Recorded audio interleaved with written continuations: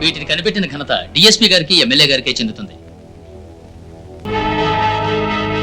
బాబు ఇప్పుడు ఎక్కడికి వెళ్తావు? ఏమిటమ్మా ఇదే అన్యాయంగా ఉంది. సార్ కష్టపడి పట్టుకుంటే ఎవరో పట్టుకున్నారని కదలుతున్నారే. ఏమండి మీరు థ్యాంక్స్ చెప్పడానికి వెళ్ళేటట్టుగా లేరు. పట్టుకున్నది నేనని చెప్పడానికి ఆవేశపడలేదు.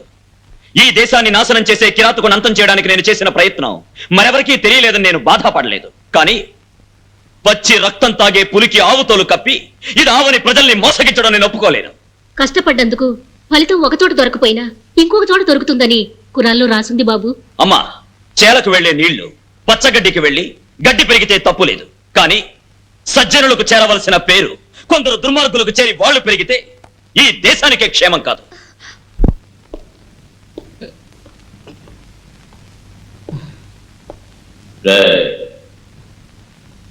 వీరభద్రానికి ఎమ్మెల్యేకి ఏంటి సంబంధం? వీరభద్రానికి డిఎస్పీకి ఏంటి సంబంధం? వీరభద్రానికి కలెక్టర్కి ఏంటి సంబంధం? తెలీదా? వీరభద్రాన్ని పట్టుకోవడానికి నేను, డిఎస్పీ, కలెక్టర్ ముగ్గురం వేసుకున్న ప్లాన్ ఎలా వీరభద్రానికి తెలిసిందో అప్పుడే నాకు తెలుసురా వీరభద్రానికి వాళ్ళకి సంబంధం ఉందని. నాకేమీ తెలియదు. ఏదీ తెలియని నువ్వు ప్రాణాలతో ఉండడం వేస్ట్. అన్ని నిజాలు చెప్తాను. మేము చేసే అన్ని అరాచకాలకి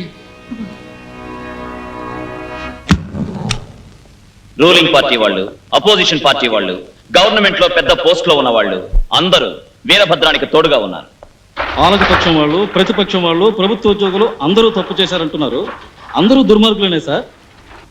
కాదు, ప్రజాశ్రేయస్సుకై పాటుపడే ఎందరో మంచి వాళ్ల మధ్య రాజకీయాన్ని వ్యాపారంగా, ఆకతాయితనంగా, రౌడీ సామ్రాజ్యంగా మార్చాలనుకునే వాళ్ళు ఉన్నారనంటున్నా.